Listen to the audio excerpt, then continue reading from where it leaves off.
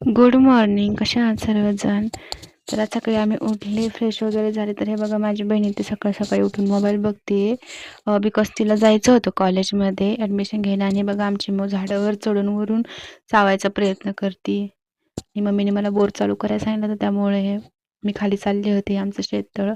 आणि आजी बघा एवढं लांबून खालून शेळ्यांसाठी चारा घेऊन येतात. ते खरं तर आधीची पिढीच कष्टाळू होती, कारण त्यावेळेस त्यांना झेपायचं ते आणि अजून पण ते करतात. आणि मला एवढं लांब खाली जायचं होतं बोर चालू. मी चालले बोर बंद करायला, मला येत नाही आहे ते, कारण खूप दिवसातून चालले मी करायला. मम्मीकडून 3 वेळा विचारून घेतले की कसं बंद करायचं. आता बघूया. तर हे बघा मी आले आहे याच्या पेटीजवळ. आमची पेटी खूप खाली आहे याची. हे बघा इथे याला आमच्याकडे ना बाबा बोलतात. हा चालू केल्यानंतर ना मोटर जळत चालू होण्याआधी ना हे नारळाचे झाडं लावले होते.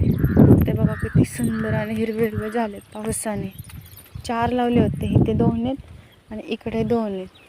नाही बघा हा आमचा आंबा, जी साधी फक्त एक आंब्याची कोय टाकली होती, ते एवढा उंच झाला आहे. ह्याच्या जागेवरती आधी पेरूचं झाड होतं.